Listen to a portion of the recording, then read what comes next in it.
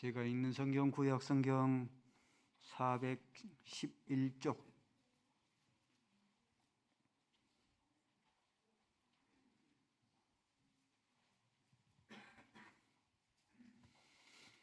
봉독 올립니다. 사무엘은 어렸을 때에 세마포 에봇을 입고 여호와 앞에서 섬겼더라. 그의 어머니가 매년 드리는 제사를 드리려 그의 남편과 함께 올라갈 때마다 작은 겉옷을 지어다가 그에게 주었더니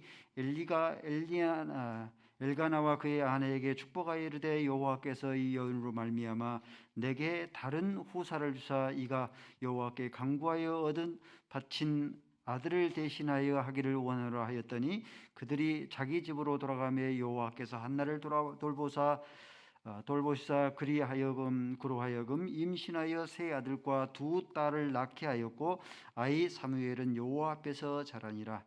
엘리가 매우 늙었더니 그의 아들들이 온 이스라엘에 행한 모든 일과 해망문에서 수종드는 여인들과 동침하였음을 듣고 그들에게 이르되 너희가 어찌하여 이런 일을 하느냐. 내가 너희의 악행을 이 모든 백성에게 듣노라. 내 아들들아 그리하지 말라. 내게 들리는 소문이 좋지 아니하니라. 너희가 여호와의 백성으로 범죄하게 하는도다.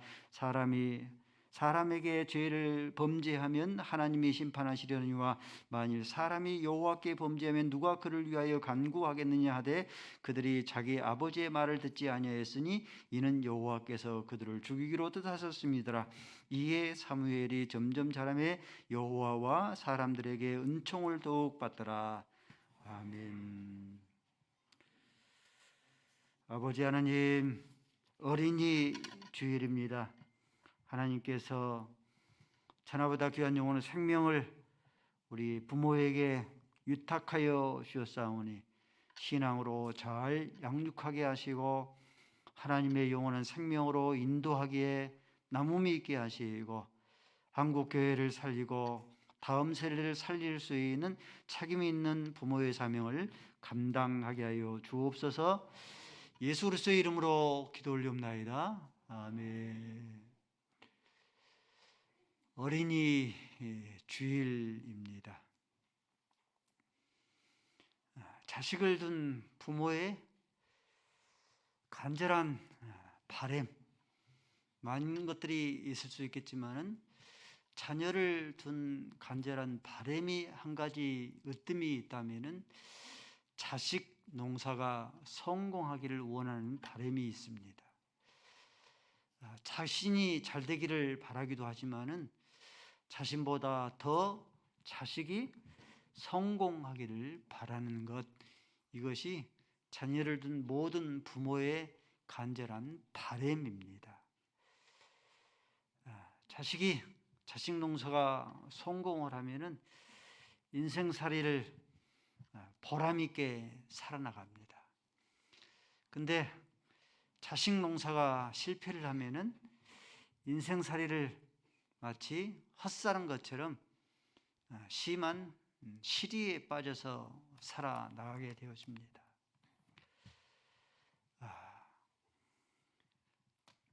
어찌 보면은 지구촌에서 자식을 위해서 자식 농사를 위해서 생명을 내걸고 가시고기의 인생을 살아나가고 부모의 대부분을 많은 것들을 쏟아붓는 투자하는 그런 민족을 들라면은 유대인들도 들 수 있겠는데 우리 한국 민족, 우리 한민족, 우리 한국 부모들 들 수 있습니다. 한국 개발원 발표에 의하면은 한국 부모가 자식에게 쏟아붓는 1년 동안 한 해 동안의 사교육비가 어느 정도나 될 것 같습니까? 억대를 넘어서 100단위, 1000단위를 넘어서 33조 원에 이릅니다. 사교육비가. 공교육비까지 합하면은 50조에 이릅니다. 북한 1년 총 예산이 얼마인 줄 아십니까? 10조입니다. 공교육비, 사교육비 다 합치면은 50억이면은 50조면은 10배, 5배에 해달하는 그런 어마어마한 액수를 쏟아붓습니다. 부모가 이렇게 자식 농사를 위해서 아낌없이 쏟아붓는 이유가 무엇인가? 그 이유는 부모는 당대는 힘들고 어렵게 살았지만은 자식만큼은 손에 차가움을 묻히지 않게 하리라. 손에 먼지, 때를, 흙을 묻히지 않게 하리라 하는 그런 바람 때문에 그러합니다. 오늘 본문은 두 가정을 소개를 하고 있습니다. 한 가정은 엘리의 가정이고 또 한 가정은 한나의 가정입니다. 한나의 가정은 자식 농사가 성공을 합니다. 풍작을 이룹니다.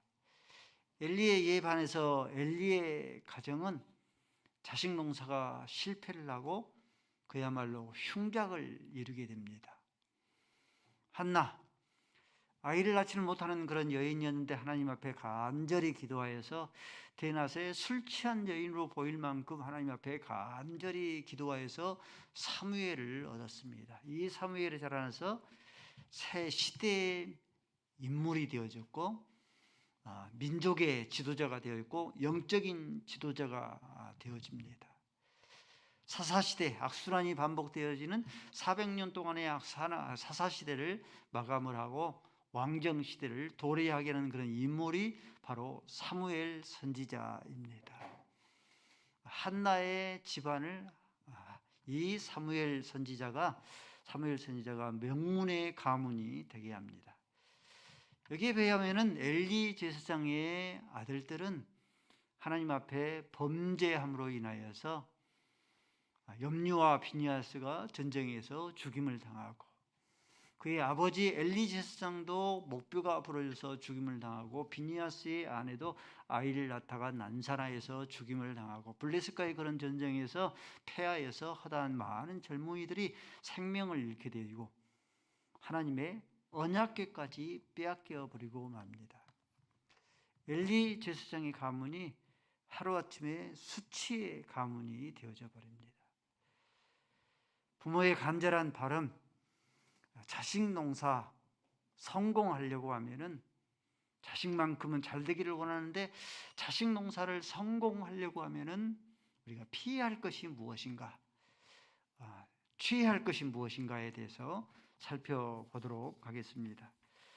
먼저 엘리 제사장의 자식 농사를 실패하고 흉작이 되게 하는 그런 이유를 살펴보면은 먼저는 이 엘리 제사장은 자식들에게 하나님의 공경함을 심겨주지를 못했습니다. 사무엘상 2장 13절 말씀에 이렇게 말씀합니다.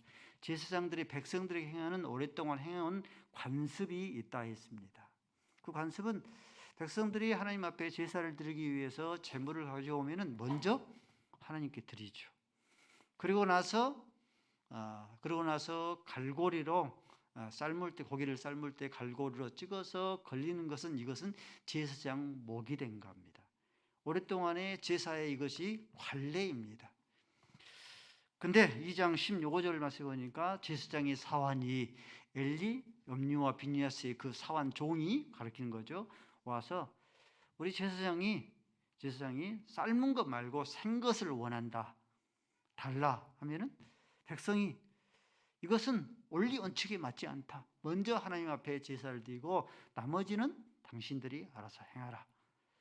하는데도 막무가내로 제사장의 이 사환이 너희가 지금 주지 아니하면 억지로 빼앗기까지 하겠다라고 겁박하기까지 합니다.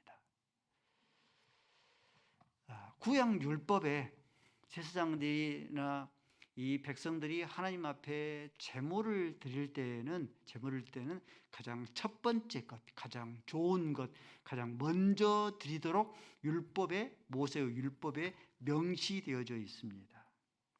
그러므로 우리가 성경을 구약 성경에 있다 보면은 초태생을 드리라라고 말씀하죠. 초태생은 처음 난 첫 번째 것, 좋은 것, 실한 것을 의미합니다. 출애굽기 13장 12절 말씀에 너는 처음 난 것들, 태어난 처음 난 것을 다 구별하여 여호와께 드리라라고 합니다. 또 처음 익은 열매로 여호와께 공격하라. 열매 가운데서 처음 익은 열매로 만물의 열매로 하나님 앞에 공경하라 하셨습니다. 잠언 3장 9절 말씀에 내 재물과 내 소산물의 처음 익은 열매로 여호와를 공경하라. 그리하면은 내 창고가 가득히 차고 내 포도즙 틀에 포도가 넘쳐나리라. 모세의 율법이에요. 율법에 분명하게 명시되어져 있습니다. 근데 다른 사람도 아닌 제사장이 백성들이 가져온 그런 이 제물 가운데 하나님 앞에 드리기 전에 먼저 취하였고, 제물 가운데서 좋은 것, 실한 것을 먼저 취하고 약한 것, 병든 것, 썩은 것, 짜투리, 남재기, 쓰고 남은 쓰레기 하나님 앞에 드렸어요. 그 어디에도 하나님의 공경함을 찾아볼 수가 없습니다. 좋은 것, 실한 것은 다 먼저 취하고 약한 것, 병든 것, 썩은 것, 짜투리, 쓰레기, 음식물 쓰레기와 같은 것 여호와께 드린 거죠. 그의 심장 가운데 여호와의 공경함이 그들의 마음 가운데 그 어디에도 찾아볼 수가 없습니다. 우리가 예배 50이라 하죠. 50의 뜻은 최상의 하나님께, 하나님은 최상의 하나님이죠. 그 최상의 하나님께 최고의 가치를 드리는 것, 그것이 영어의 50에서 의미하는 예배의 뜻입니다. 그러므로 우리 인생살이에서 가장 두 가지 보물을 들려면 어떤 걸 들 수 있습니까? 시간과 물질을 들 수 있죠. 그러죠. 그러므로 최상의 하나님께 우리의 최고의 가치가 있는 시간, 가치가 있는 최상의 가치가 있는 그 물질을 가지고 하나님을 섬기는 것, 그것이 예배고, 그것이 하나님을 섬기는 성도의 바른 자세이고 자녀의 바른 자세이어야 합니다. 여러분들, 일주일 가운데 첫째 날은 몇 요일입니까? 주일이죠. 그러므로 주일을 구별하여서 주일을 성수하여 하나님 앞에 드리는 겁니다. 하루에 24시간 가운데 첫 시간이 어떤 시간입니까? 새벽 시간이죠. 그 새벽 시간을 구별하여서 하나님 앞에 기도로 드리는 거예요. 내게 재물을 주셨으니 하나님께서 재물 가운데 내쓰고 남재기 교육시키고 나머지 내가 보험도 넣고 적금도 넣고 남재기 하나님 앞에 섬기는 것이 아니라 먼저 떼어서 하나님 앞에 드리는 것, 그것은 하나님의 그 안에 하나님의 공경함이, 내가 하나님을 이렇게 공경하여 섬깁니다 하는 그런 의미가 그 안에 담겨져 있는 거예요. 시간과 물질 가운데서 내 쓰고 다 남은 것, 나 먼저 쓰고 나 좋은 것 먼저 다 쓰고 시간과 물질 다 쓰고 나서 남재기 하나님 앞에 드릴 것 같으면 그 어디에도 그 안에 하나님의 공경함을 찾아볼 수 없게 되어집니다. 자식 농사 성공하려면은 시간 가운데서 가장 좋은 것으로 먼저 하나님을 공경하고, 우리의 자녀들에게 물질 가운데서 먼저 좋은 것, 먼저 실한 것 하나님 앞에 드려서 하나님의 공경함을 자녀들에게 심겨줄 수 있어야 돼요. 엘리 제사장이 자식 농사를 흉작 실패한 이유입니다. 또 엘리 제사장이 자식 농사를 실패한 이유 가운데 하나는 그 자녀들에게 하나님의 두려워하는 경외심을 심겨주지 않았습니다. 하나님의 두려움을 심겨주지를 않은 거죠. 본문 22절 말씀 보니까 엘리 제사장의 두 아들 염리와 비느하스가 해막에서 수종드는 여인을 범한 거예요. 겁탈한 겁니다. 여러분들, 해막에서 수종드는 여인은 어찌 보면 신녀죠. 하나님을 섬기는 신녀이기 때문에 범하는 것은 하나님을 범하는 것이죠. 그러죠? 수종드는 여인을 범했으니까. 하나님을 두려워하는 그런 경외심이 자녀들 가운데 심겨졌으면 어떻게 해막에서 수종드는 여인을 범할 수 있겠습니까? 그의 마음 가운데 하나님을 두려워하는 그런 경외심이 그의 마음 가운데, 제사장의 아들들 가운데 없는 거죠. 엘리 제사장이 이 소문을 듣고 자녀들을 부릅니다. 24절 말씀에 내 아들들아 그리하지를 말라. 25절 말씀에 사람에게 죄를 범하면 하나님께서 심판하시려니와 너희들이 하나님께 죄를 범하면은, 사람에게 죄를 범하면 하나님께서 죄를 사하시려니와 하나님께 죄를 범하면은 어찌 너희를 위해서 기도하겠느냐. 그리하지 말라. 아비가 훈계했으면 하나님을 두려워하고 아버지를 두려워해서 아비의 훈계를 드려야 되는데 그들이 훈계를 듣지 아니했다. 하나님께서 그들을 죽이기로 작정하시니라. 뜻하셨다. 얼마나 여러분들은 무서운 말씀입니까? 10년 가운데 하나님의 두려워한 마음이, 경외하는 그런 마음으로 하나님을 섬기게 할 것 같으면은, 세상살이를, 인생살이를 살아나갈 것 같으면은, 그 마음 가운데 하나님의 두려움, 하나님의 경외하는 마음이 없으면은 하나님께서 엘리와 엘리의 두 아들 옅니와 비니아스의 생명을 거두시기로 뜻하셨던 것처럼 그 생명을 하나님께서 거두시기로 뜻하시기까지 하십니다. 하나님은 사랑의 하나님이지만 하나님을 두려워하며 경외심을 자녀들에게 심겨줄 수 있으셔야 해요. 사무엘상 2장 30절 말씀이죠.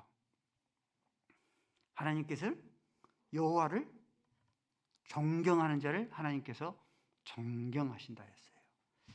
그러나 여호와 하나님을 멸시하는 자를 하나님께서 경멸해 버린다고 했습니다. 다윗은요, 하나님을 존경했습니다. 간절한 바람 소원, 자기는 왕궁에 거하면서 하나님의 언약궤는 천막에 성막에 거하는 것을 알고 이 언약궤를 다윗 왕궁으로 옮기면서 너무 기뻐해서 옷이 벗겨진지도 모르고 춤을 덩실덩실 췄습니다. 언약궤 앞에서 춤을 덩실덩실 춘 거죠. 하나님을 공경한 거죠. 하나님을 존경한 거죠. 그러므로 하나님께서 다윗을 존경했습니다. 이스라엘 역대 왕 가운데에서 가장 다윗의 왕국이 가장 강력한 그런 왕국이 되게 한 겁니다. 이에 반해서 사울의 딸인 미가 여호와를 멸시했어요. 여호와를 멸시하니까 하나님께서 그를 경멸해 버려요. 다윗이 왕이 체면도 없이 언약궤 앞에서 춤을 덩실덩실 추는 그런 모습을 보고 멸시한 거예요. 제가 백성들 앞에서, 계집종들 앞에서 벌거벗은도 모르고 춤을 덩실덩실 추었다라고 멸시한 거예요. 언약궤를, 이것은 언약궤를 하나님을 멸시한 것 같죠.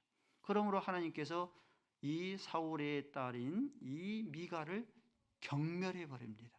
성경 말씀에 보면은 이 미갈이 죽는 날까지 아이를 낳지 못하는 성녀가 되었더라. 성도 여러분들, 우리의 자녀들 가운데 하나님을 두려워하는 경외심을 심겨줘야 됩니다.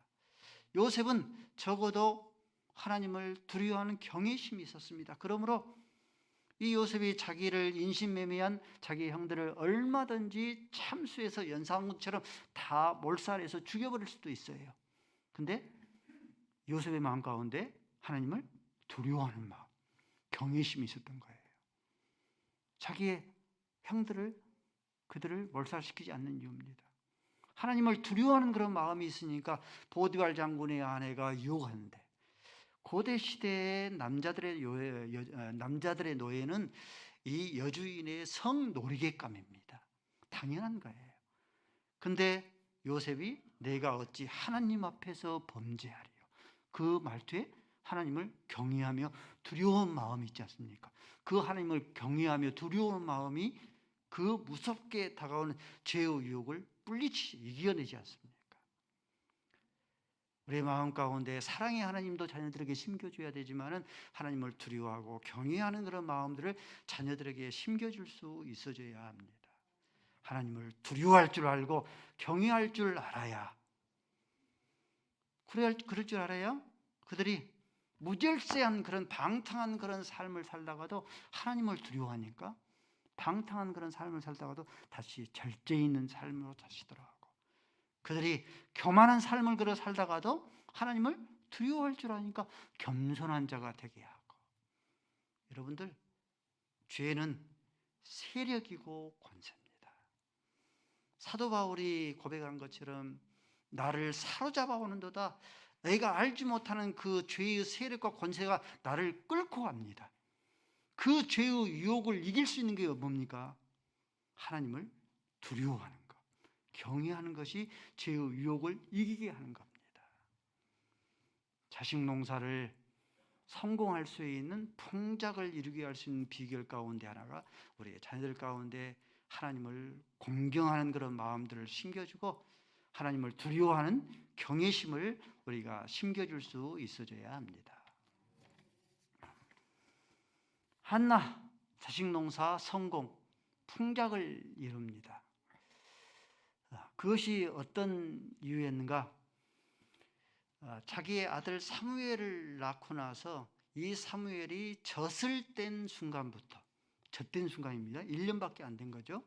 젖된 순간부터 그를 엘리 제사장에게 보내어서 제사가 예배를 생명처럼 지키게 한 거예요. 율법 말씀을 뼛속까지 스며들게 한 겁니다. 오늘 말씀에 보니까 이 한나가 하나님 앞에 서원하죠. 하나님은 나에게 자녀를 주시면은 사무엘상 1장 22절 말씀에 하나님께 나에게 자녀를 주시면은 이 자녀를 나시른으로 제사장에게 성방에게 드리겠습니다. 이 자녀가 젖을 뗄 때가 된 거예요. 젖을 뗀 때가 된 것을 보고 그를 엘리 제사장에게 서원대로 보냅니다. 사무엘상 2장 18절 말씀에 어린 사무엘이 그때로부터 세마포 옷을 입고 제사장을 섬겼더라. 이때부터 이 사무엘이 젖을 뗀 순간부터 그 뼈가 굳어지는 그 순간까지 사무엘은 그때부터 눈을 뜨면은 볼 수 있는 것, 제사와 예배를 드리는 것, 예배를 제사를 생명처럼 지키게 한 거예요. 지켜도 되고 지키지 않아도 되는 것이 아니라 예배를 생명처럼 지키고 뿐만 아니라 율법의 말씀을 뼛속까지 스며들게 한 겁니다. 이것이 신앙의 유인들 가운데서 믿음의 조상이라는 아브람, 실수와 허물이 있지 않습니까? 그렇죠? 다윗조차도 간음죄, 살인죄를 범하지 않습니까? 베드로조차도 예수님을 3번이나 부인하는데 여러분들 성경에 찾아보십시오. 이 사무엘서에는 그 어디에도 실수와 허물을 찾아볼 수가 없어요. 그것이 뭐냐면은 젖을 뗀 순간부터 예배를 생명처럼 지키게 하고 하나님의 율법에 하나님의 말씀을 뼛속까지 스며들게 한 겁니다. 성도 여러분들, 사무엘과 같은 그런 자녀를 기대하시면 아멘 하십시다. 그러면은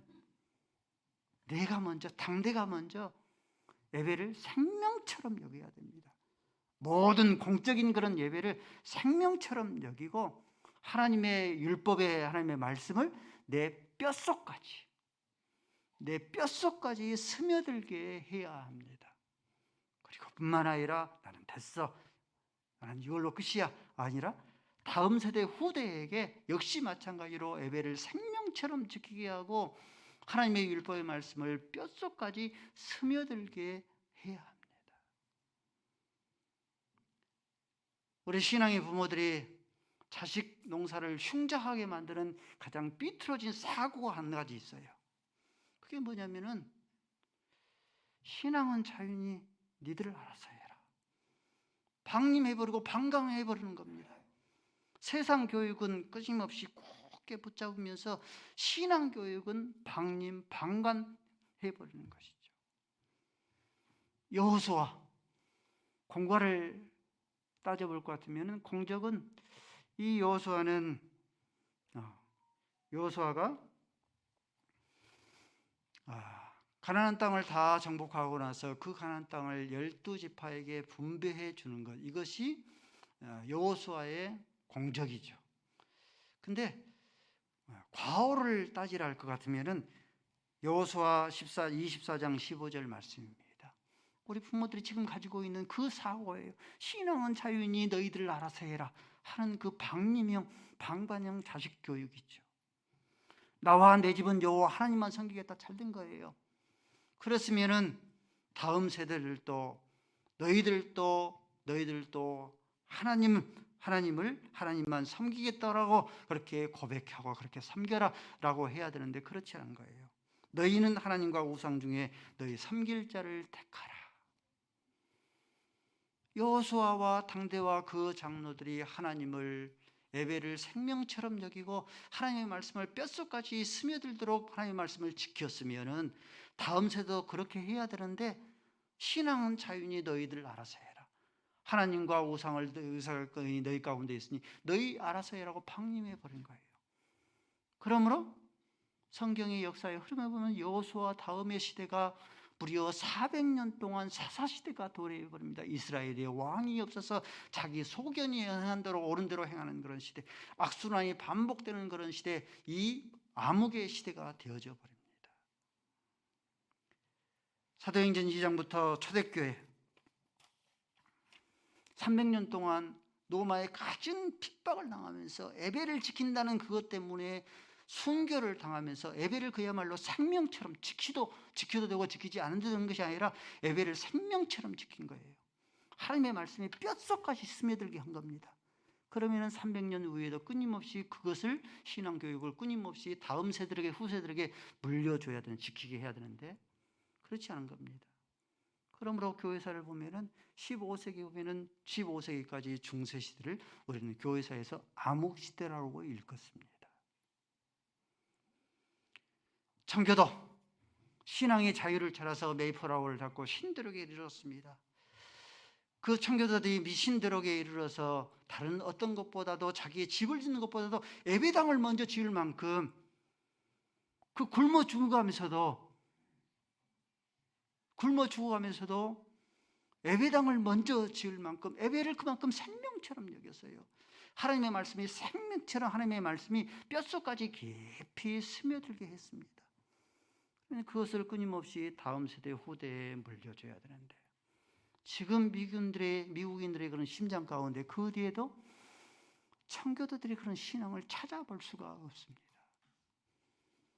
우리 한국교회, 우리 신앙의 선조들이 시어머니에게, 남편에게 가진 핍박과 박해를 받으면서, 매를 맞으면서 그야말로 예배를 생명처럼 지키지 않았습니까? 그러죠?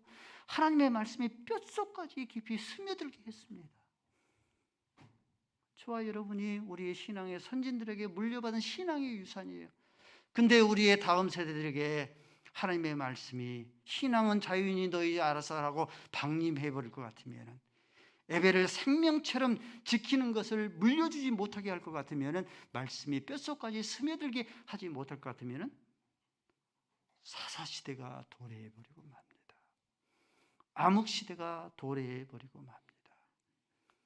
가장 먼저 당대인 내가 예배를 여러분들 생명처럼 여겨야 돼요. 바쁘면은 예배를 밀치고, 시간 남은 남적이 있으면 그걸 가지고 하나님 앞에 예배를 드린 것이 아니라 예배를 생명처럼 여겨야 됩니다. 그리고 뿐만 아니라 말씀이 뼛속까지 깊이 스며들도록 그렇게 해야 돼요. 뿐만 아니라 우리의 자녀들에게, 다음 세대에게 하나님의 말씀이 동일하게 예배를 생명처럼 여겨야 된다. 열심히 앞에서 졸고 있어도, 열심히 졸고 있잖아요. 그래도 예배를 생명처럼 지키게 해야 돼요. 이게 생명이에요, 여러분들. 아멘. 예. 그래도 열심히 졸지 않습니까? 말씀이 뼛속까지 깊이 스며들게 해야 합니다. 그러면요, 장담하건대 자식 농사가 한나처럼 반드시 성공하고 반드시 풍작을 이룰 줄로 믿습니다. 한 가지 더 살펴보면은 한나가 자식 농사에 성공한 그런 이유가 2장 1절부터 11절까지가 이 한나의 기도이고 한나의 신앙 고백이고 신지식이에요. 자, 2장 10절을 우리 그 가운데 하나가 10절인데 한번 읽어봅시다. 시작.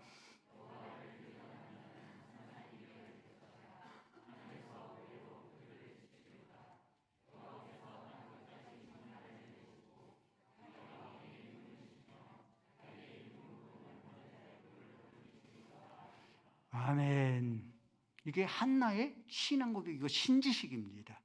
이 신지식과 이 신앙 고백을, 신지식을 그대로 간직했어요. 하나님을 대적하는 자는 반드시 깨지고 부서진다. 하나님께 대적했기 때문에. 그리고 뿐만 아니라 하나님께서 그들을 우레로 치시고 땅끝까지 심판하신다. 이게 한나의 신지식이고 이게 신앙 고백입니다. 뿐만 아니라 사무엘에게 이 신지식과 신앙 고백을 전수해 준 거예요. 사무엘아, 역천자는 망한다. 순천자가 흥한단다. 하나님께 대적하게 되어지면은 반드시 깨지고 부서진다. 하늘의 우레로 땅끝까지 하나님께서 심판하신다. 이 신지식과 신앙 고백을 끊임없이 심겨준 겁니다. 베드로전서 2장 8절 말씀에 보니까 건축자들이 버린 돌이 모퉁이 돌이 되게 했다고 했어요. 그러므로 예수는 반석이죠. 그러죠? 반석이신 예수 그리스도가, 돌멩이이신 예수 그리스도가 바로 진리죠. 우리가 잘 알고 있는 요한복음 14장 6절 말씀에 내가, 예수님이 곧 길이요 진리요 생명이라고 했죠. 그러므로 반석이 되신 예수 그리스도가 곧 진리이죠.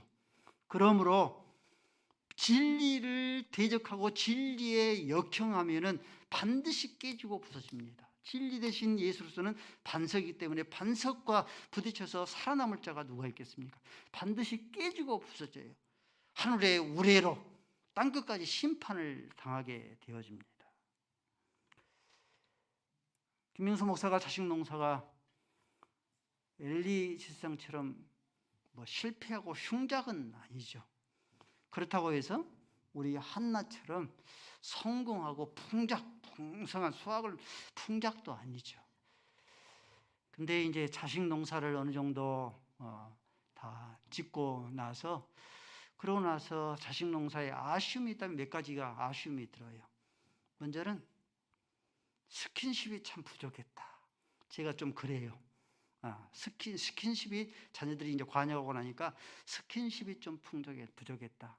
어렸을 때에 자녀들을 많이 가까이 하고 스킨십을 가까이 하시기 바랍니다. 대화가 부족했다. 아들들만 있다 보니까 딸들이 있으면 제잘제잘 할 것인데 아들들만 있다 보니까 거의 절간입니다. 말을 잘 안 해요.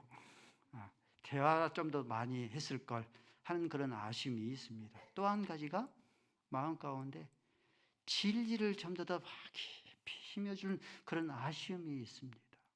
그 마음 가운데 들은 이유가 뭐냐면은 진리를 역행하고 대적하면은 반드시 깨지고 부서지기 때문입니다. 육신의 삶이 깨지고 영혼까지 깨지고 부서지기 때문에 우레로 심판을 당하고 땅끝까지 심판을 당하기 때문에 그러합니다. 성도 여러분들, 비성경적인 반성경적인 그런 이 이념과 사상, 이데올로기를 여러분들 경계할 수 있어져야 합니다. 대적하고 역행하면 반드시 깨지고 부서지기 때문에 그러합니다. 다원주의, 이것은 하나님의 진리를 대적하는 겁니다. 모든 종교에는 다 구원이 있다. 근데 성경은 그렇게 말하지 않지 않습니까? 사도행전 4장 12절 말씀에 하나님께서 천하 인간의 구원을 얻을 만한 다른 이름을 우리에게 주신 적이 없다고 그랬어요. 다른 이름으로서는 구원을 얻을 수 없나니 천하 인간의 구원을 얻을 만한 다른 이름을 우리에게 주신 적이 없다. 오직 예수 그리스도만 우리의 구원자가 되신다. 하나님 그 진리를 심겨줘야 돼요. 그렇지 아니하고 모든 종교에는 다 구원이 있다. 비진리가 반성경적인 것이 스며들게 되면 이 진리로 인하여서 깨지고 부서집니다. 육신이 깨지고 부서지고 영혼이 깨지고 부서져요. 차별금지법. 물론 하나님께서는 소수자의 힘없는 그런 소수자의 인권을 하나님께서 인정하시며 보호하기까지 하십니다. 성경의 전체적인 우리의 가르침이죠. 그러죠? 그렇다고 해서 하나님께서 동성연애까지 인정하는 건 아니죠. 동성연애는 로마서 1장 26절 말씀에 따라서 순리로 쓸 것을 영리로 쓰는 거예요. 창조 질서에 역행하는 것입니다. 여기에 자꾸 대적하게 되어지면 깨지고 부서집니다.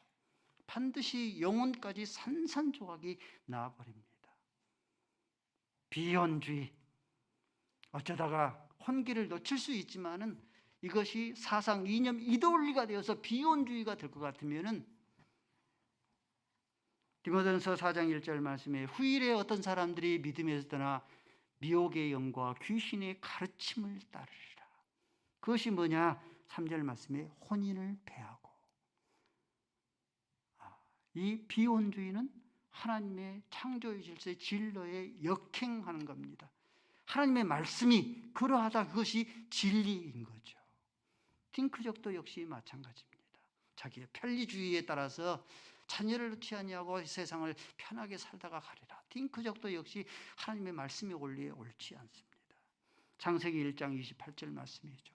하나님께서 문화 창달의 명령을 주신 거죠. 생육하고 번성하여 땅에 충만하라. 딩크족이 옳지 않습니다. 비성경적이고 반성경적인 사상과 이념, 이데올기를 우리는 끊임없이 경계하고 자녀들을 가르칠 수 있어줘야 합니다. 공산주의, 모든 것을 물질로 해결하는 물질 만능주의, 사치와 향락주의, 모두 비성경적입니다. 하나님의 말씀을 맺도록 하겠습니다. 이새의 아들이 다윗이고 다윗의 아들이 솔로몬이고 솔로몬의 아들이 르호보암입니다. 다윗의 아버지 이새는 가난했습니다. 베들레헴의 적은 동네에서 살았기 때문에 가난했습니다. 자녀들도 많았습니다. 그러므로 다윗에게 가난을 대물림해 줬습니다. 가난을 대물림 받은 이 다윗이 가난이 싫었을 겁니다. 그래서 마음 가운데 다짐했을 거예요. 내가 자식만큼에게만큼은 내가 부를 대물림해 주리라. 그래서 다윗이 솔로몬에게 부귀영화를 대물림해 줬습니다. 성전을 짓도록 다 모든 것을 다 준비해 놓은 거죠. 솔로몬, 다윗의 아들 솔로몬이 아버지가 물려준 이 대물림 부귀영화를 가지고 마음껏 누렸습니다.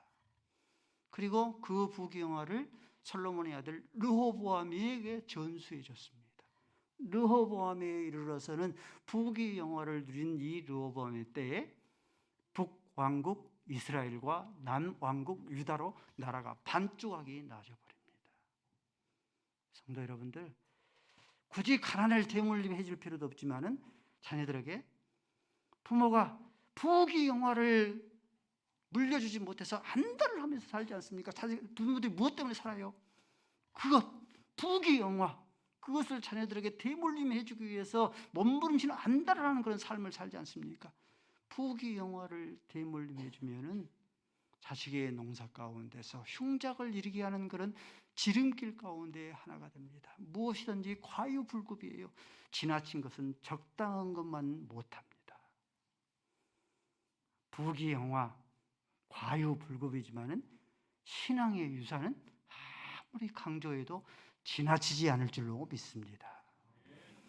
자녀들 가운데 하나님을 공경하는 것, 두려워하는 것을 심겨줄 수 있기를 바랍니다. 예배를 생명처럼 지키고 말씀이 뼛속까지 깊이 스며갈 수 있도록 끊임없이 가르치고, 하나님을 대적하는 자, 진리를 대적하는 자 반드시 깨지고 부서지고 우레로 멸하시고 땅 끝까지 멸하신다 했으니 끊임없이 진리를 심겨주어서 저와 여러분의 가정들이 자식 농사가 성공하고 풍작을 이룰 수 있기를 주님의 이름으로 축원을 드립니다. 아버지 하나님, 어린이 주일입니다. 우리의 자녀들에게 하나님의 공경함과 하나님의 경외심을 심겨주게 하시고, 예배와 말씀과 기도와 헌성을 뼛속까지 스며들게 하시고, 진리를 가르쳐 훈계하여서 우리의 자식 농사가 성공하는 가정들이 되게 하여 주시옵소서. 예수 그리스도의 이름으로 기도 올리옵나이다. 아멘.